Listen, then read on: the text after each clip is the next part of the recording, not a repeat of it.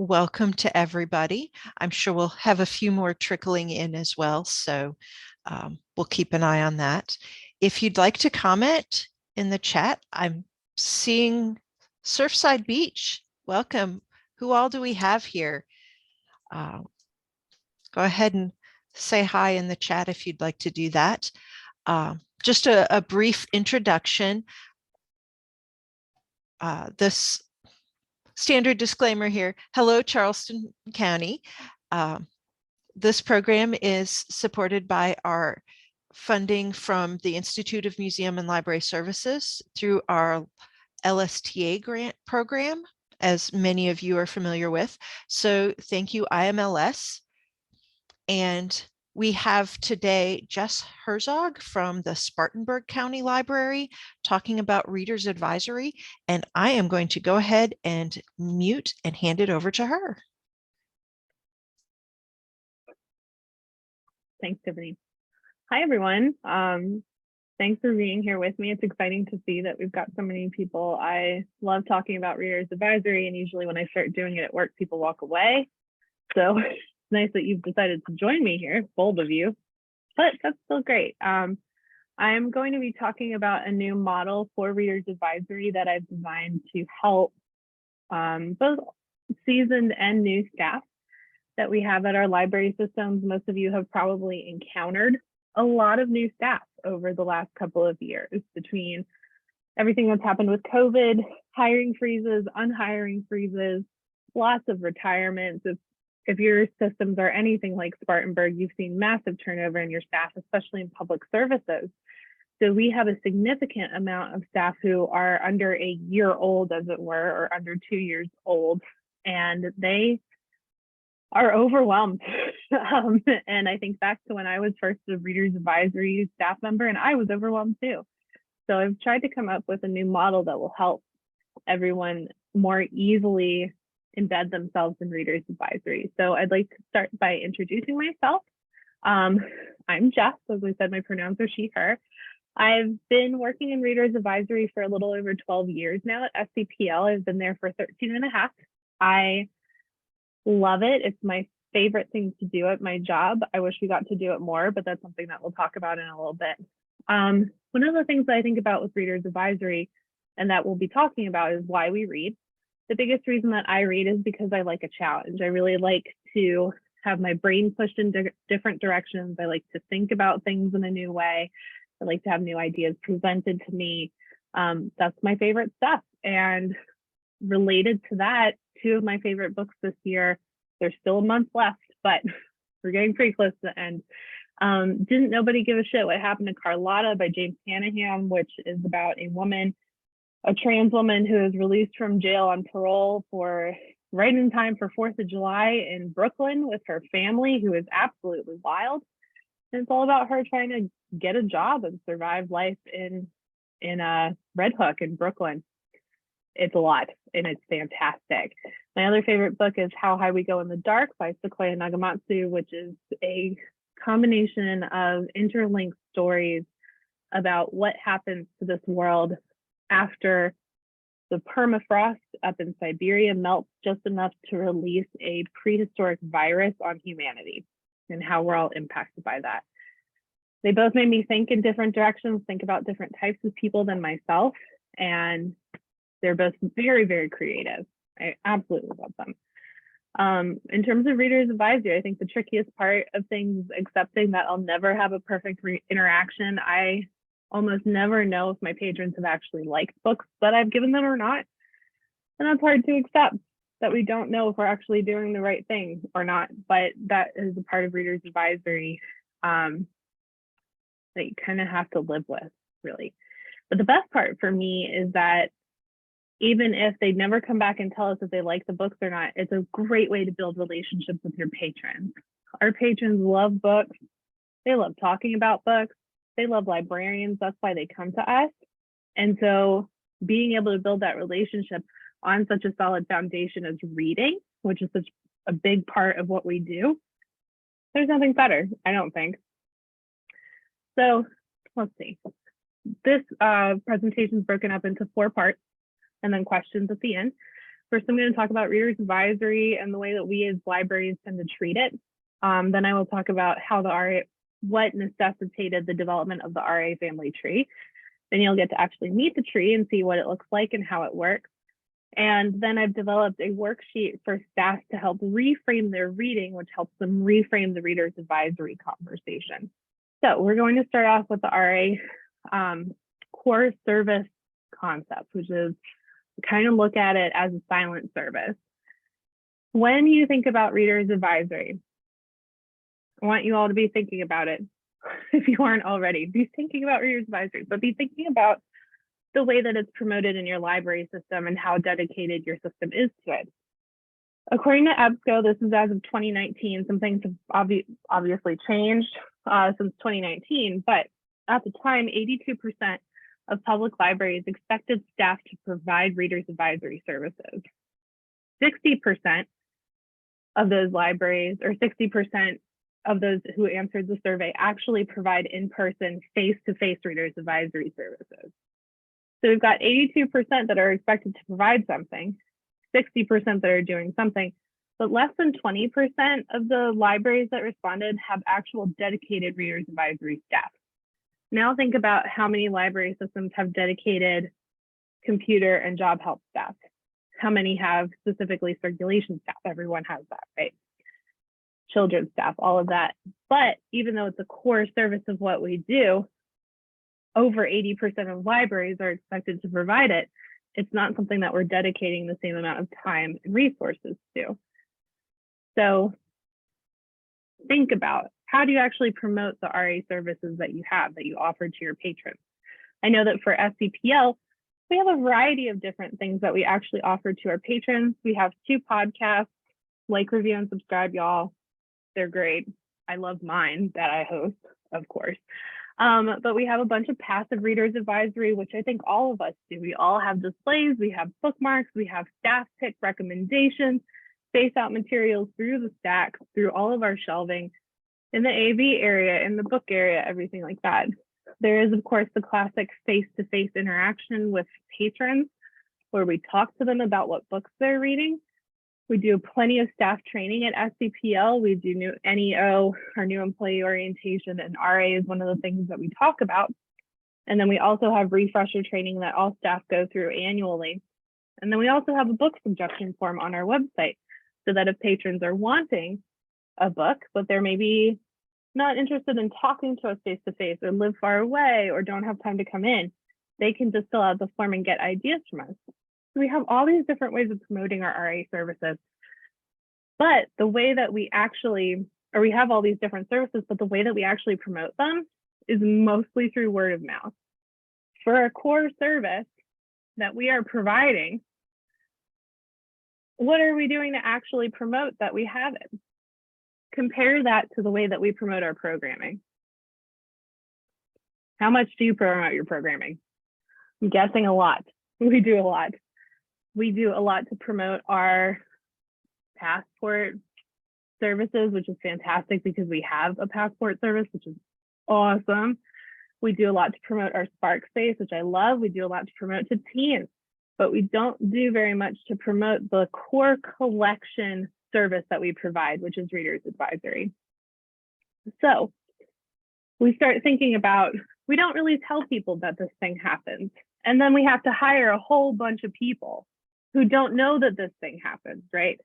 So we have all of these new staff who don't really know that this is a core service that they provide. We know, or they know, that we have computers, we have the Spark space, we have the passports, we have this great teen collection, we have great children's programs, we have programs all over the place.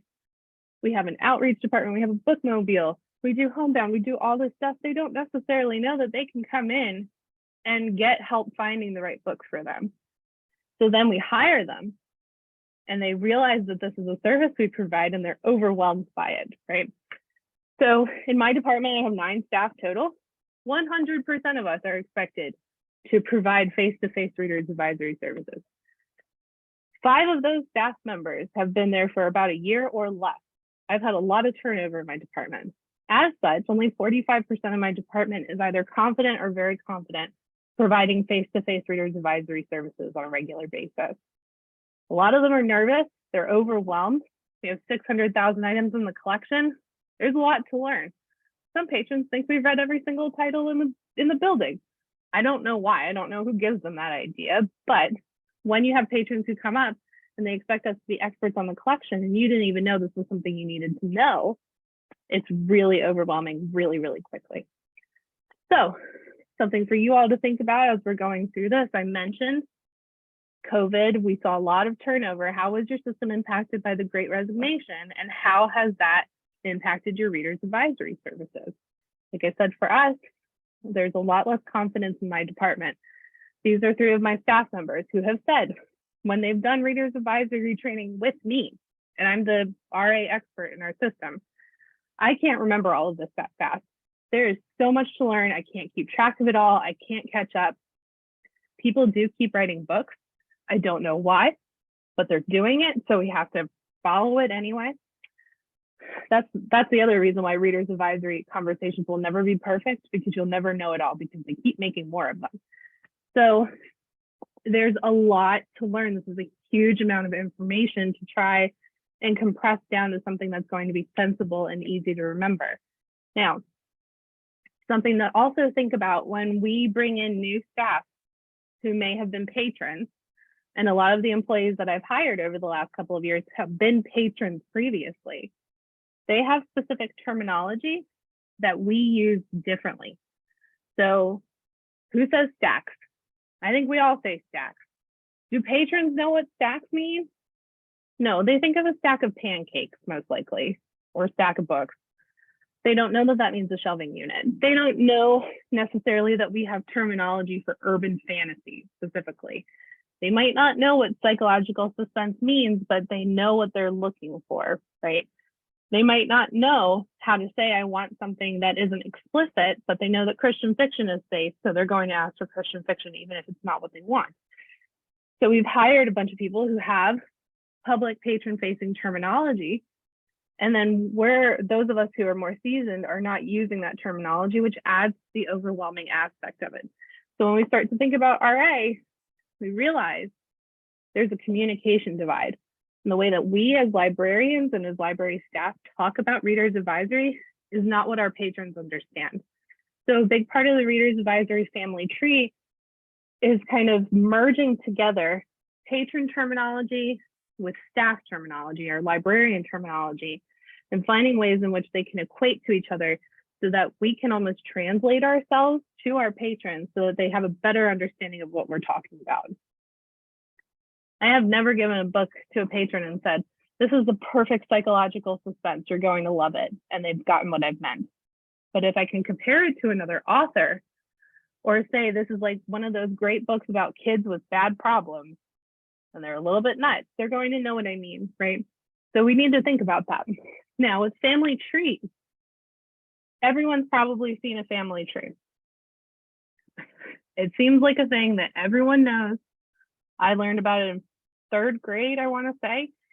Family trees are very common. We see them throughout history. We see them in science. We see them in literature. We see a lot of, honestly, fiction books. You can open up and you'll see a family tree at the front of War and Peace.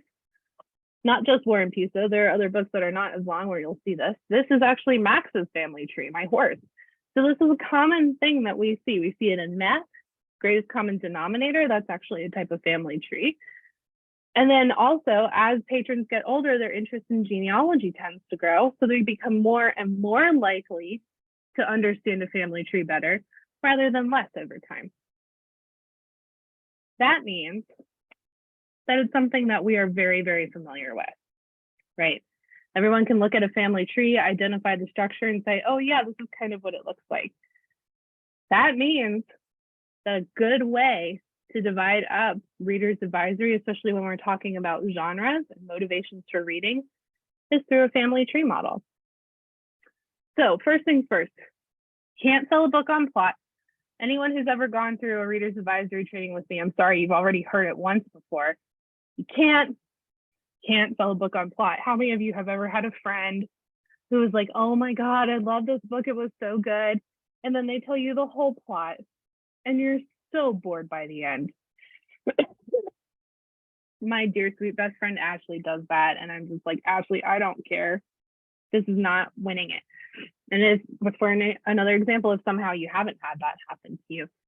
Think about the best movie trailers you've ever seen. They have nothing to do with the plot. It's all about evoking a mood, a feeling, a vibe, having you walk away feeling a certain way about the story that's being told that might have nothing to do with the plot.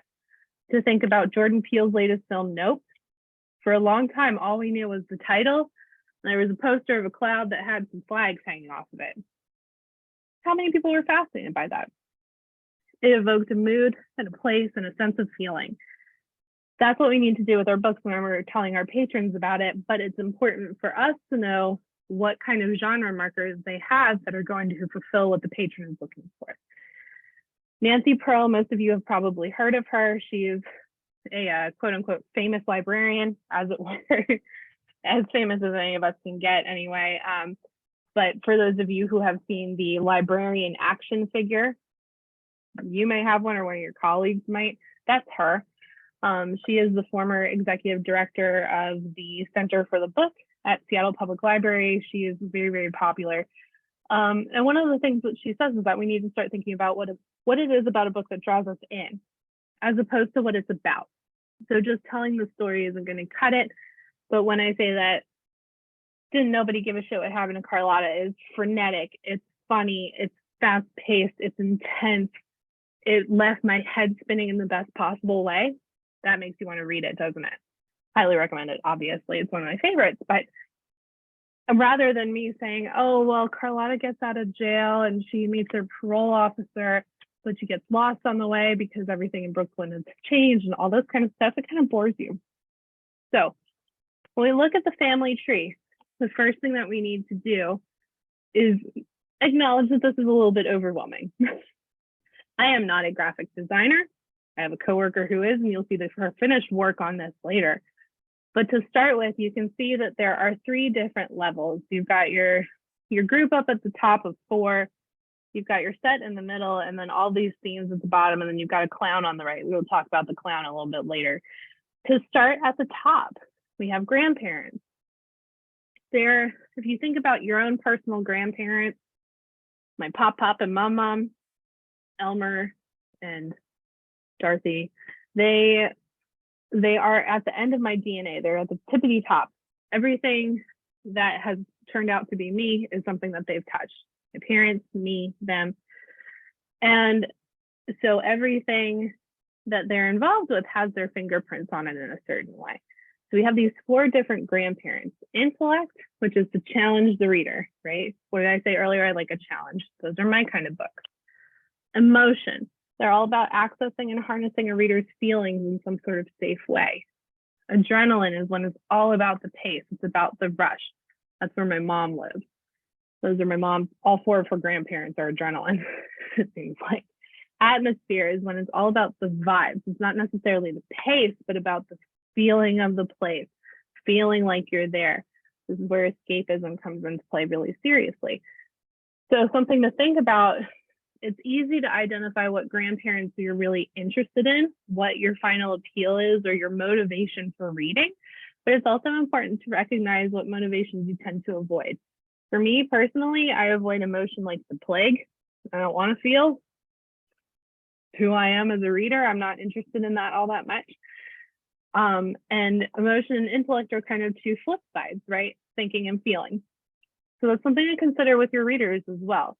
Where are they wanting to go and what direction are they wanting to not take? Because then that's going to help you determine what way to travel on the family tree. Now, with grandparents, it's kind of similar to the way that we see some nuclear families kind of function. They're happy to help, but they're a little bit more limited. Not every family is like that, but if you think about like the old school nuclear family structure, grandparents tend to be a little bit more limited. Just saying you're gonna like an intellect book doesn't help me at all as a reader. I've got to figure out where to go with that. However, if you do like an intellect book, you're more likely to like the other intellect books that might fall under that category, or under that grandparent, even if you don't generally say that you want to read a specific thing. It can be easier to tie those together. Grandparent or reader motivation is a fully librarian terminology. If I say to a patron, you're going to love this atmosphere book, they're not going to know what the heck you mean. I would be confused. I'd be like, does it take place above the earth but not in space? Is that what that means? And that's not it. This is librarian terminology that we use. The way that we tie those together is that we say this, sorry y'all, this grandparent links us to a parent, which is your genres. Genres are a combination of both librarian and staff terminology. This is where we see that overlap start to occur. Because again, people don't necessarily know what psychological suspense is. They don't know what the difference between a thriller and a suspense novel is, but they know what it means when I say a mystery, right? They know what some of this is. It's up to us to take context clues from them, figure out where these line up, and then go from there. So parents in a family, some of you here are probably parents. You might be pet parents like I am. I have my nightmare cat over here sleeping. Hopefully he stays asleep. We do a lot of the work. We don't get a lot of the credit. Everyone pays attention to Toad and how much fun he is without knowing how much I am awoken at 3 a.m. every single day by a face full of hair because he's hungry, right? There's that. Kids get the attention, parents do the work. That's kind of how it is. My mother would argue that that's very true. Thanks, Pam. But they're also the main way that we identify a family. If someone says Jess's parents, everyone's going to know who that is, but there might be 6 or 7 Jesses running around, right? So if we say Pam and Jim instead, the parents, people are going to know who that is. And yes, they are named Pam and Jim, just like the couple from The Office. They have some traits in common as well. They're the cornerstone of a large group. Parents tend to be how we identify both the patriarch and the future generations. They're kind of at the center of everything. And this is where we see that combined librarian and patron terminology start to work. So when we think about intellect genres, when a patron says, I want to think about things differently, I like a puzzle, I really like to hear about something different or like think about things in a new way. These tend to be the genres that we see, the genres and subgenres. Mystery obviously is a big one. That's all about puzzles. It's not necessarily who did it, but how it was done, why it was done, how to stop it from happening again, maybe. Literary fiction, of course, falls under this category. Boy, they're a mess. Science fiction, that tends to be where this falls because it's really about taking a world that is feasible and making you think, what would it be like if the world was this way? Because it could happen. Psychological suspense is in a similar way. Suspense is a little bit different, but psychologically, we're taking it, giving you a narrator that you can't trust, or giving you multiple narrators so you don't know who you can trust, and forcing you to figure out as a reader what direction to take and who you can rely on. Emotion is kind of the opposite of that. I want to feel something. I want to feel scared. I want to feel warm and fuzzy. I want to laugh. Anything like that. That's where this is going to fall. Humor, horror, feel goods, and romance. Horror and romance are just like a hair apart from each other. They are the opposite sides of the exact same coin. You are trying to feel something in a safe space through reading, but you're either trying to feel good or you're trying to feel bad, one of the two. Feel goods tend to fall under a bunch of different categories, but what ties them together is the emotion that's behind them. Humor is all about making you laugh. We know that celebrity memoirs are bonkers popular. They just keep making them. Satire and farce are another big one. Gary Steingart's books are a great example of that. After that, we have the adrenaline. Like I said, this is where my mom lives. There are big differences, though, between thriller and suspense. Thriller is someone doing their jobs and trying to figure out what happened. Suspense is when a normal person has been thrown into a situation and they're running away from the threat. We have patrons who don't want both. So when we say that something is a thriller suspense novel, we're not really indicating to the patron what it is they actually want out of it. So the terminology for us is helpful, but for them, not so much, which is why when we look at the children, that's going to be what really helps our patrons better understand the difference between the two. Adventure in particular is when someone is running toward a thing, an object. They're trying to find something that's been lost or is missing before the bad guys get to it. So these are all about speed, faster, faster, faster. Feels like you're turning a page constantly because it gets your heart rate up and it gets you moving in a certain direction. These are the you can't put it down kind of books. Often you'll see these in the airport. They're great for a plane ride because it really pulls you in, sucks you into the world, doesn't let go, and before you know it, the wheels are on the ground and you've landed where you need to be. Last is atmosphere. This is where we find fantasy. Of course, if you want to escape, you're looking at fantasy, you're looking at urban fiction, historical fiction, Westerns. If it's in a particular world that is outside of our own, that's what we're looking at. The reason why these books work, the most important thing about them is that the worlds that have been created by the authors are legit. And I don't mean legit as in they could actually happen. I mean legit as in the laws and rules that have been applied to this world make sense. This is especially important in fantasy. If you have laws of magic in a specific way, for example, with Harry Potter, they use wands, right? What if someone suddenly, instead of wands, was able to just snap their fingers and something happened? Kind of like in Sabrina the Teenage Witch. Suddenly the laws of magic don't work, right? You start to ask questions, things fall apart, you're taken out of the story. That's the most important thing about all four of these genres. However, if we say to a patron, I think you'd really like an urban fiction, you're not going to know what that means. So we have to determine a way to sell it to the patron without using the plot. You can tell them this is a great book for an escape. This is going to make you feel like you're in the world of the characters and you're going to really enjoy it because of that. So we've got our grandparents, we have our parents, and now it's time for the children, the star of the show. I'm going to take a sip of my tea real quick. Children are brought to us by the parents, which means that the fingerprints of the grandparents are all over everything. Children, for those of you who have a sibling, I don't, but I know people with siblings. You know, 2 of them in here right now have siblings. You can have the same DNA, but you end up very different people, right? And on top of that, especially with children that we think of, 6, 7, 8 years old, you have to talk to them in language that they are going to understand. I'm not saying necessarily talk down to them, but use terminology that they're going to get, right? Shelves instead of stacks. Get it from another library instead of interlibrary loan, right? This is where patron terminology becomes really, really important. And this is where we're able to sell patrons the materials that they come looking for. We're able to parse things down the family tree and say, intellect is where you want to be. We're going to go down and click down and say, perfect. You're going to really like this vacation interrupted mystery that I found for you. Look at that. There it is. Vacation interrupted. It's one of the first things on the list. Forgot that it was on there. So good for me. This is where we see themes, right? And so in a thematic element of a book, something that kind of ties these materials together tends to fall under a specific genre, but is a little bit more broken out so that patrons feel more comfortable with the topic that they're talking about.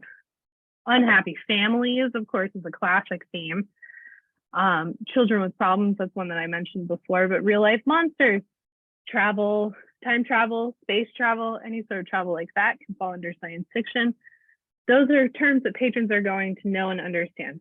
Time travel, of course, is a big one. A lot of these phrases can also be used for film or have been learned by patrons from film and TV to describe themes that they're interested in. So same with emotion. There are different kinds of humor that we're looking at. We've got laughing through the pain, making fun of a bad situation. There's certainly plenty of medical memoirs that are like that, which can be really, really helpful for patrons who are going through a hard time themselves. They might be looking for something that is absolutely cackle-worthy. Horror, Final Girls. Y'all know about Grady Hendrix, Final Girl Support Group. There are a gazillion Final Girls books out there, and they are much, much different than haunted house books, right? So we need to figure out what it is that a patron finds appealing about it, and then tie that into genre and say, what else can work here? Cozies are tricky, feel goods are tricky. But it's really all about the emotion that's evoked, and it's just kind of a soft, warm, happy, toasty feeling. Even with a cozy mystery, at the end of it, everyone's okay. It's really the bad guys who died or whatever. We didn't need them anyway. No one's in trouble. It's a good time. Usually it ends up with a group of people who are together. They're happy. They are celebrating something. And it's kind of like a healthy way to end a story. With romance, y'all, we've got enemies to lovers, lovers to enemies. We've got rich man, poor man, or rich man, poor woman, whatever it may look like. We've got marriage of convenience or relationship of convenience. There are a gazillion of them with romance. However, romance, just because someone likes for example, a marriage of convenience, it's a romance, but that doesn't mean that that's necessarily going to be the right one. So we have to start to really balance these things and say, just because they all say their belly laughs doesn't mean they're all going to work for the patron. So this does have limitations, and we're going to talk about that a little bit in a moment. Now, adrenaline, this is where you really see that like thriller and suspense are two different things. Thriller, jobs. Spies, lawyers, fire chiefs, all of that kind of stuff. Stacey Abrams, When Justice Sleeps, that's the perfect legal thriller. Meanwhile, with suspense, it's more like I'm running away from something. Romantic suspense is very popular here. Lynette Eason, who lives in Greenville, South Carolina, she writes very, very popular Christian romantic suspense. And that very often is like protecting someone who needs to be protected and then falling in love along the way. Trying to prove innocence about something, they've been framed. Adventure, it's all about running. There's never not running. Running or like doing riding on a boat, something like that. There are cards, it's fast paced, right? And it's all about solving a puzzle, figuring out the solution before the bad guys do. So it's usually some sort of race between two or more groups. Lastly, there's atmosphere. I don't know who here reads fantasy, but I think often when I do this training, there are quite a few people who read fantasy, and you can think of a number of different themes that fall within fantasy. You know, here there be dragons, that kind of thing. Game of Thrones is a perfect example. Political fantasy is a very popular genre right now. I Am the Chosen One, Laws of Magic, anything like that. Westerns have a bunch of different themes as well. There can be exploring the West. There can be a bunch of ragtag gangs and how they get together. Family sagas, those all change a little bit depending on what type of Western you're looking at and what type of theme the patron is wanting. Urban fiction, there are a gazillion of them. Rags to Riches is a big one for urban fiction as well. Backstabbers is a big one. Church drama, Kim Roby is a huge one for church drama. And then with historical fiction, boy, World War II. People love their World War II. Man, it just won't stop. We're hearing so many more stories about World War II than we first did, which is really great. And that's very important, but there are different types of stories about World War II, right? There's life during the war for the average person, and then there's actually being a part of the war, being in the army, being sent abroad. What it's like on D-Day is going to be a much different type of historical fiction than it is going to be to read about, for example, Manhattan Beach by Jennifer Egan, which is about a group of women who work at the Navy Yard in New York City during World War II. Way different than your D-Day book, right? So you've probably noticed at some point that maybe there's a genre or two that you think of that aren't actually on the list that I've just mentioned. Remember the clown? There's our boy. I use this term step cousins. I am a step cousin for a very large family that looks a lot like this. Actually, our family tree is wild. I am the one step cousin among a group of scores of people. And so I know what it's like to be a little bit separate from the group, to be the only Herzog among dozens of Harrises. And so they're kind of out there. They're a little bit different. They're not something you're always going to run into or see or talk to, but when they come up, you got to interact with them. Sorry to everyone at all the family weddings. You got to interact with me. No, they're great. I love my family. But these are really, like, when you think about it, yeah, they are the step cousins that you see at Thanksgiving. Patrons don't always use these phrases. When they do, they don't always know what they're talking about. Christian fiction is not a genre. Period. Dot. It's not. If you think about these 4 authors that I have put on here, they are not. We've got paranormal Christian fiction, we've got historical Christian fiction, Christian romantic suspense, church drama. Those are 4 very different things that all have Christianity as an attribute. It's usually something that we consider from an author or character perspective or a content attribute. This is what it is to be an attribute. It does not mean that a genre is necessarily tied to this. Take women's relationships. I hate when someone comes up and says, I want some women's fiction. What does that mean? What is women's fiction? It's written by women and about women. We can do whatever. It's fine. Really fine. Just to think about some very big examples from this year. Colleen Hoover's most recent book, It Starts With Us, is women's fiction. So is Elin Hilderbrand. So is The Vanishing Half by Britt Bennett. They are all very, very, very different books. Gentle Reads is very similar. A lot of patrons will come up asking for Christian fiction when what they really mean is a clean or gentle read.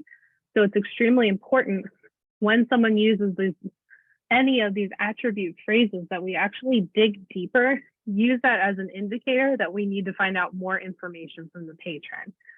I don't know what gentle read means. I don't.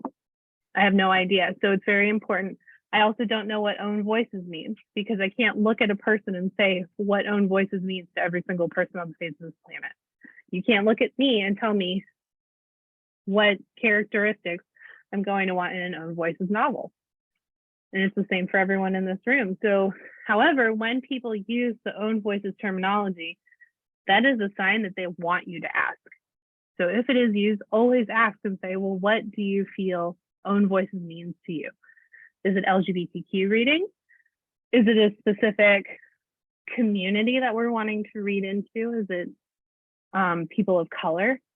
Is it an indigenous story? What are we looking at? What are we trying to consider here that we really want to make sure you see when you're picking up a book and that you're reading? The same for nonfiction. Nonfiction is content attribute, just means the story is true. But because of the way that we separate things out in the buildings that we run, people sometimes think that it's a genre. It's the same with graphic novels. People think that's a genre because it's over on its own shelf, but it's actually not, it's just a format. So when you think about attributes, what are the ones that are commonly requested at your library? How can you start thinking about them a little bit differently or separating them out in your mind to make it a bit easier to kind of pull them apart, almost like a bit of monkey bread. Pull the pieces apart and say, this may look like one loaf of bread, but actually all of the pieces are a little bit different. We can't just use that as a way to make you happy. We've got to go a little bit deeper. Christian fiction is a big one at a lot of library systems in South Carolina, I would say overall.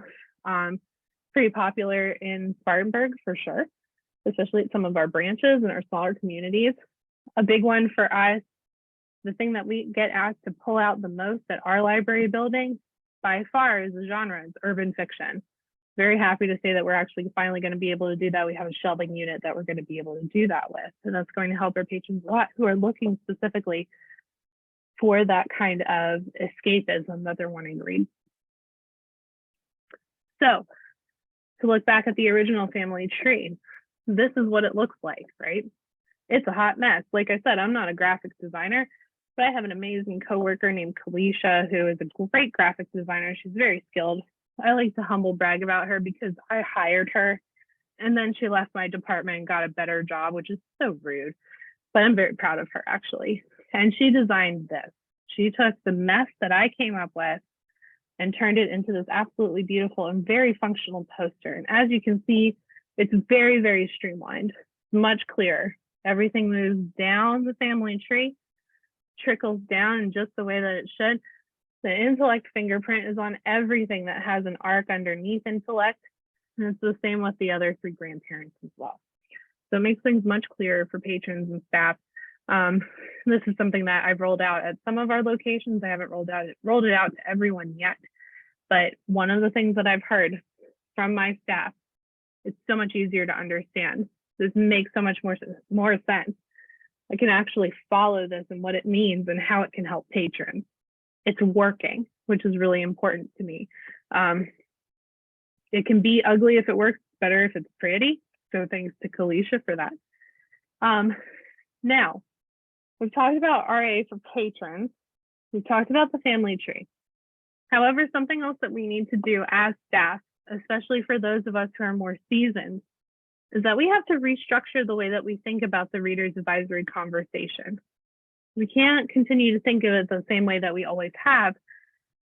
One, because our coworkers aren't going to understand what we're saying, and 2, because so many of our patrons aren't going to understand. So, things that we've already addressed here. The way that we think about books and the way that we've been taught to think about them is not the way our readers think. It's not the way patrons are thinking about things, and it's not the way that new staff are thinking about it. Using the terminology that we've been trained to use over the years, especially if you've gone through library school, it's too confusing. Again, stacks, what the heck does that mean? I don't know. To our patrons, they definitely don't. It can be very, very confusing, and then it becomes much harder to have that conversation because there's a barrier of communication here. Third, if we start out, excuse me. Well, the wintertime sore throat is so great. Third, if we start with the end goal, which is to find a book, then we're neglecting the start goal, which is to figure out a patron's motivation for reading in the first place. So if they're just like, I want a good book to read, and you're immediately like, well, this was a good book to read, we're completely neglecting what the patron actually wants. And we all know, we've all been given books that our friends say were great and were terrible. Again, sorry to my best friend Ashley, but we don't have the same reading taste, right? And she'll tell me that a book absolutely lit her on fire, and I'm like, made me feel like a wet rag. It was terrible. I don't want this. And that's because she's saying, I want to share this with you, but without taking into consideration what it is that I actually want to get out of my reading, right? And I don't blame her. She's not a librarian. She works for FedEx, but she can help me with my packaging, though, much better than anyone else could.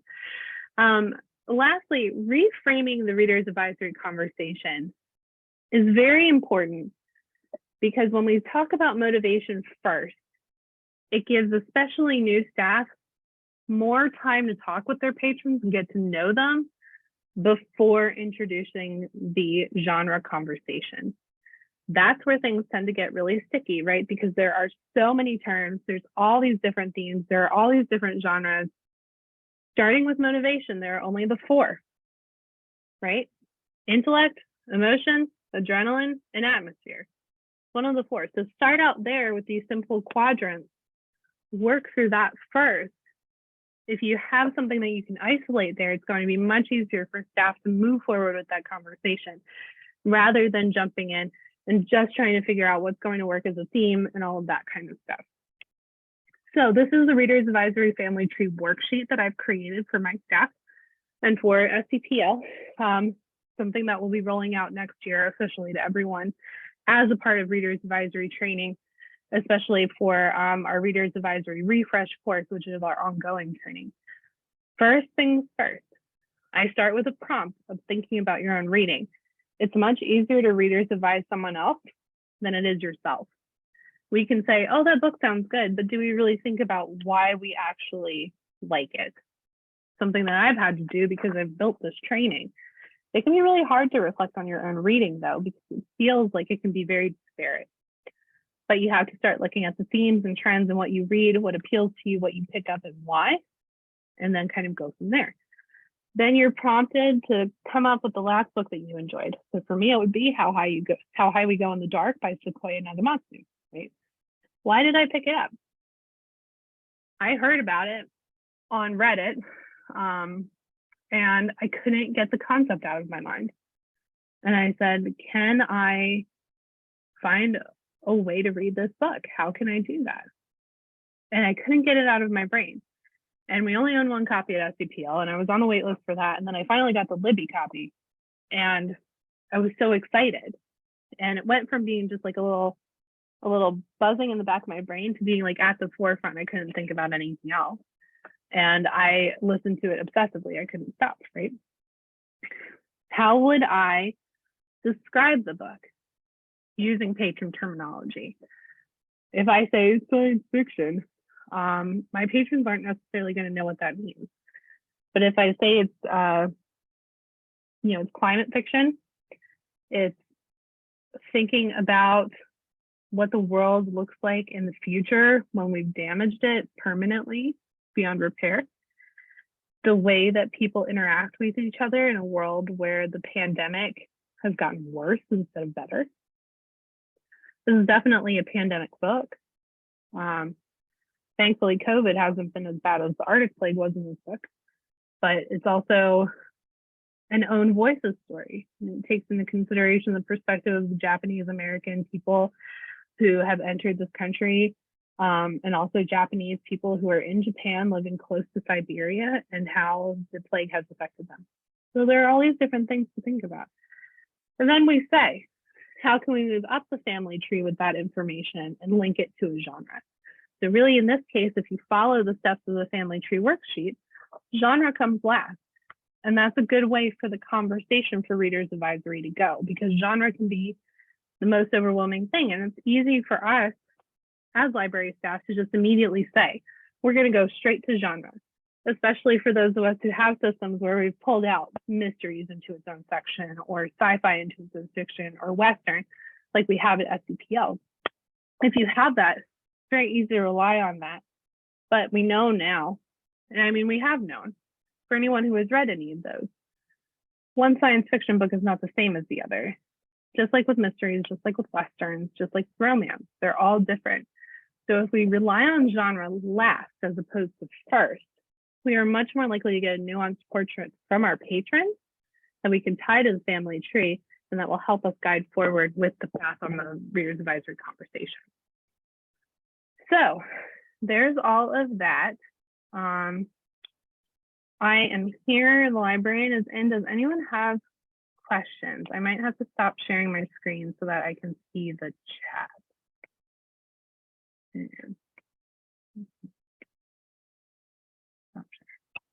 It's me. Hi there. What is, Dina says, what is Spark? Dina, do you mean Spark Space by any chance? I think I may have mentioned that earlier. The library has its own Spark Space, which is our maker space. That's the name of it. And we have sewing machines, we have a Cricut, we have 3D printers, all of that kind of stuff. It's something that we've done heavy promotion for, and which I absolutely love. We've drawn in so many patrons. We have make-away kits, so people can take home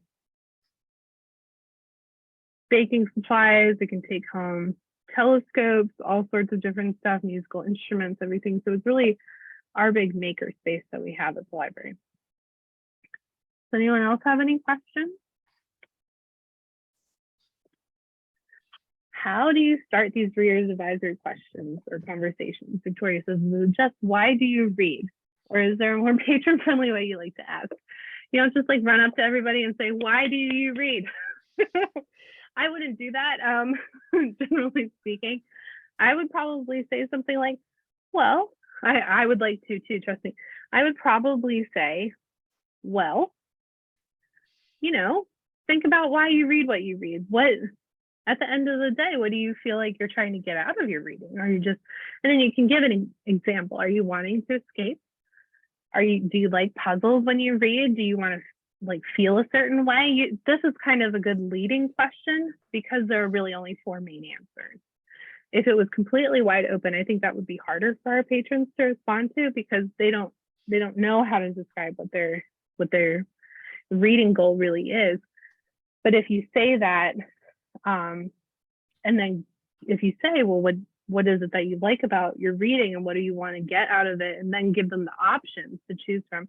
I think that's probably the best way to go about it. I've found the most success with that, as opposed to just being like, well, why do you read? That's an overwhelming question to ask for a lot of people, for sure. And it's overwhelming to answer. Key Walker, this could really apply to different areas of librarianship. I work with genealogy and local history. Yes, absolutely. The terminology, especially in local history and genealogy, is and can be very overwhelming. I think that there's a lot that we could do as librarians nationwide to retrain ourselves to use terminology that's going to be so much more accessible for our patrons and for new staff. And it's just easier for seasoned staff to use. Like, interlibrary loan is a mouthful. To say we'll get it from another library system, it's much easier to understand. It's easier terminology. Their side, let's see, a lot of parents coming in asking about lexile ranges. So I work with grown-ups. I always have. I always plan to. I haven't had a lot of interaction with kids, and I grew up in New Jersey and had never heard of lexile ranges until I moved down here. I didn't realize they were a thing. However, Surfside, I don't know if you have access to Novelist. Novelist K through 8 is a really great option. And a lot of this terminology, both patron and staff, ties into what's available on Novelist to help everyone kind of better understand the way that these things link together and make it easier to search on Novelist, because that tends to be kind of the standard RA database that's out there in the world. And K through 8 in particular does a very good job of digging into the books that are available on there and really identifying lexile ranges for those books. So you can do an advanced search and pull up both a theme or an appeal and a lexile range, and it will do an advanced search for you for both. That's the best one I can think of. This really started out as development for adults, and my colleagues in teens and children's are very interested in bringing this to staff who work with younger age groups, as am I. It's still pretty early on yet, so that's something that we're going to focus on in 2023, is developing this for younger ages too. But I think probably the best way to go about it would be to dig into the Novelist advanced search. Any other questions? Allie, also from Jersey, great. Born and raised in Atlantic City. Awesome. Has anyone read anything good lately? Please tell me someone has. I'll worry if no one's read anything good. No. Oh, okay. I love how everyone suddenly is like, oh, look at all the books I've read. Unlikely Animals by Annie Hartnett. Victoria read that. Hallie read The Seven Husbands of Evelyn Hugo by Taylor Jenkins Reid. Very popular. Some Surfside, yeah. Yes, and Tiffany has handouts to share. There's a bunch of documents. Laura Jane says Novelist is my go-to for Reader's Advisory. Happy you're here, Laura. Yeah, Tiffany will send out handouts for everything, including the poster. There is one typo. It's the very last word on the entire poster, so we got to get that fixed. But literature map is a great option. Literature map is super interesting because it's crowdsourced. So it's very much just like folks like us, people who read, going on and saying, well, John Grisham and David Baldacci are similar. The literature map can be a lot of fun, but the downfall of literature map is that it doesn't explain why two authors are similar. It just says that they are. So it's a great place to kind of start out and build up your knowledge of different names. But as librarians, we also need to go a little bit deeper than that to say, why are these two similar? So if you go on a literature map and you pull up two authors, then do a little bit of research and figure out why they relate to each other, it can be really helpful for sure. There are a lot of websites that are coming out with their year-end best of lists, best books of the year. New York Times did their notable books. Publishers Weekly released their top 10, their top 10s, I guess, because they have a bunch of them for different genres and different formats.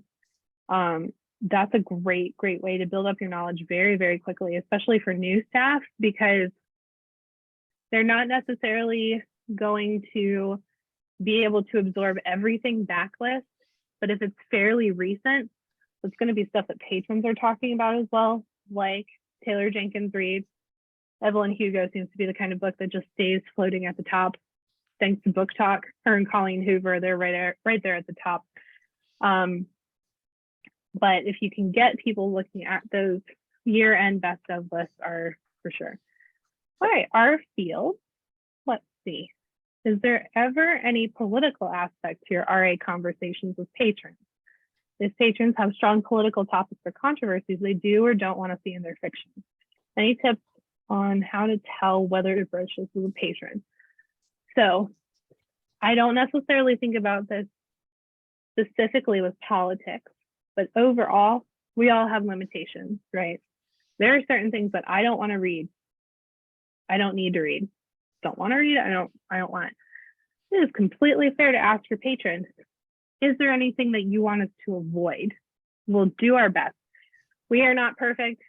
We don't know every single iteration of the F word in every single book that's ever written, but we can at least make an effort to say we're going to avoid a book that has too much violence in it, or too much sex or sexual assault. If there's anything really controversial, we can avoid that as well. If there's a specific topic you're wanting to see, on the flip side of that, we can focus on that too. And I think in particular with limitations for a reader,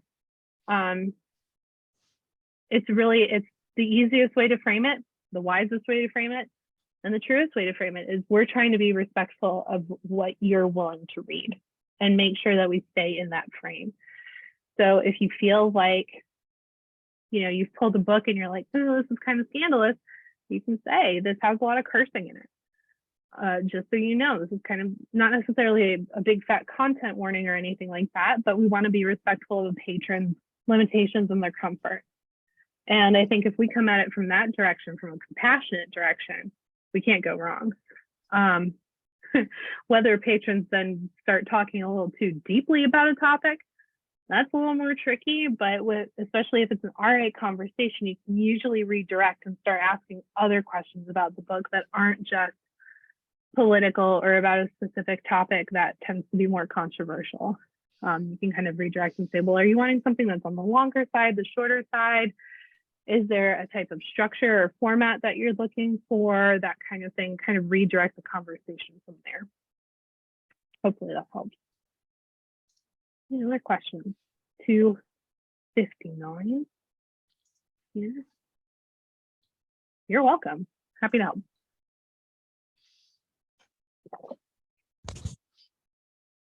Tiffany, are you in there? I am not seeing Hi. any other questions. I think we're good. Yeah. I think we're good. Yes. Yeah. Always good to know. We do the same thing with our suggestion form. We ask, and it's a required question on our form on our website. Is there anything that you want us to avoid? Oh, you're welcome. You're welcome, guys. Yeah. I'm happy to. Yeah, you're welcome. I'll go ahead and stop the recording here. Okay.